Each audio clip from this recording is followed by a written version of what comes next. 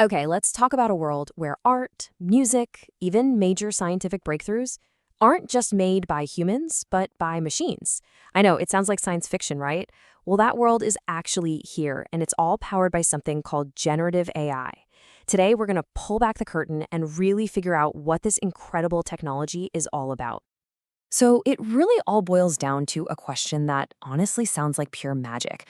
How can a computer, an AI, create a super realistic picture of a person who has never, ever existed? I mean, think about that for a second.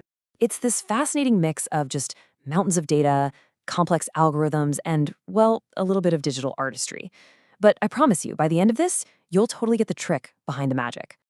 All right, so here's our roadmap. First, we're going to tackle the big idea. What is an AI that can create stuff? Then we'll go under the hood and look at what's going on inside the AI's mind. After that, we'll see where this tech is popping up in the real world. Of course, it's not all perfect, so we'll look at the challenges. And finally, we'll talk about our part in all this. Because, spoiler alert, we all have one. Okay, let's kick things off with the absolute basics. What exactly are we talking about when we say generative AI? So, you know how some AI is just about recognizing things, like it looks at a picture and says, that's a cat or that's a dog? Well, generative AI is totally different. It's more like an artist. It doesn't just recognize what's already there, it actually dreams up something brand new. It looks at a massive library of stuff, images, text, whatever, and it learns the patterns, the very essence of that stuff, so it can create its own original content. We're talking text, images, music, you name it. But how in the world does it actually do that? Well, let's stick with the cat example. Imagine you feed an AI literally thousands and thousands of cat photos. Now, here's the key. It doesn't just memorize them. Instead, it starts to get this deep understanding, an intuition for what makes a cat a cat. You know, it learns the fundamental patterns, the whiskers, the pointy ears, the eyes. It gets the essence of catness. And then it uses that knowledge to generate a totally unique cat photo that's never existed before. Pretty wild, right? Okay, this is where it gets really cool. Let's pop the hood and see what's actually making this thing run. Think of it like this. There are a few different kinds of creative engines powering generative AI, and we're going to look at them. First up, we've got something called generative adversarial networks, or GANs for short. And that word, adversarial, is the key. The whole idea here is competition. Just picture two AIs locked in this constant battle, this digital rivalry, where each one is forcing the other to get smarter and smarter with every single round. Okay, think of it like the ultimate game of cat and mouse, or maybe art forger versus art critic. You've got the generator, that's our forger, and its whole job is to create fake images and try to pass them off as the real deal. Then you have the discriminator, our critic, whose only purpose in life is to call out the fakes. And here's the brilliant part. As the critic gets better at spotting fakes, the forger has no choice but to get better at making them. It's this constant push and pull that forces the quality up and up until the fakes are so good they're basically impossible to tell from the real thing.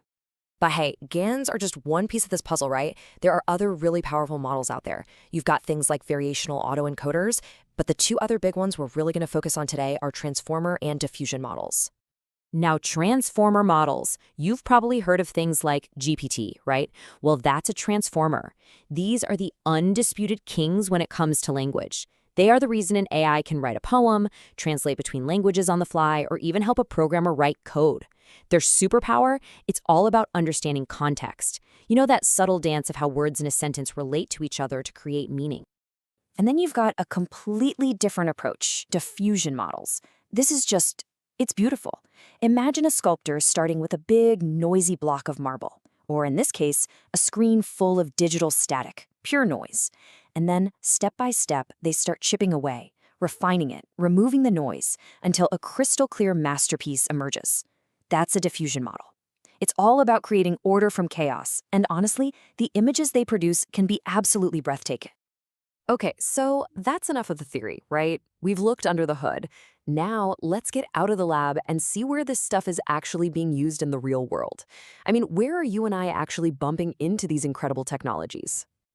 The truth is, generative AI is already pretty much everywhere. When we talk about text, it's not just, writing a blog post. It's acting as a co-pilot for software developers, helping them write code faster. It's being a muse for poets. For images, we're talking about tools like DALL-E or Midjourney, where you can type in a simple phrase and get back a mind-blowing piece of art. And it's even finding its voice, literally, creating synthetic audio and video that's getting scarily good. But you know what they say, with great power comes, well, some pretty big challenges. It's not all sunshine and roses, and it is absolutely crucial that we're honest about the hurdles we need to clear as this technology grows up. And these hurdles are no joke. First off, these models have an absolutely insatiable appetite for data. I mean, we are talking about amounts of data that are just hard to wrap your head around. Second, the sheer amount of computer power you need to train them is immense, which makes this whole thing incredibly expensive. And then there's maybe the biggest challenge of all, authenticity. In a world where AI can create anything, how do we know what's real anymore? And yeah, this is a really big deal, because this one affects all of us. The exact same technology that can create a beautiful piece of artwork can also be used to create a fake news article that looks 100% legitimate. Or it can create a deepfake video of a public figure saying something they never, ever said. This goes way beyond a simple technical problem. This is a huge societal challenge. So that brings us to maybe the most important part of this whole conversation, our role. Where do we fit in? Because this technology isn't something that's just happening to us. We're all active participants, and believe me, how we choose to use it and think about it really, really matters. A huge part of it comes down to something called prompt engineering. And I love this analogy. Think of the AI as a brilliant, incredibly powerful, but very, very literal genie in a bottle. It will grant your wish exactly as you state it. So you have to be super precise about what you ask for. The art, and it really is an art, of crafting the perfect prompt is what makes the difference between getting junk and getting something absolutely magnificent. So how do we get better at talking to this digital genie? Well, there are a couple of main strategies. The first is called zero-shot prompting. That's basically just asking for something cold. You make a request and hope for the best. But then there's few-shot prompting, and this is where you give the AI a little help. You show it a couple of examples of what you want first, and that little bit of extra context, it can make a world of difference in the quality of the answer you get back. So here's the bottom line. Detail is everything. A bad prompt is vague, like just saying, write about cats. I mean, what are you going to get back? A rambling, generic mess, probably. But a good prompt is specific. Write a 3-sentence summary about cats for a 5th grade student. See the difference? Now, that is a prompt that's going to get you something actually useful. Okay, but how do we know if the AI is actually doing a good job? I mean, we can't just say, yeah, that looks nice. We need real ways to measure performance. For images, there's something called an FID score, and the key thing to know is the lower the score, the better and more realistic the image. For language, we have metrics like blue for checking translation quality, where higher is better, and rouge for summaries. And look, these scores aren't just for bragging rights. They are absolutely essential for the engineers who are trying to make these models better and better. And finally, we absolutely have to talk about responsibility, because with this kind of power, the stakes are incredibly high. We already mentioned misinformation, right? But that's just the tip of the iceberg. These models can pick up on and even amplify the biases hidden in their training data, and sometimes they can accidentally leak private information they weren't supposed to see. This is exactly why having a solid framework for responsible AI isn't just a nice to have. It is absolutely essential if we're going to trust this tech as it becomes a bigger part of our lives.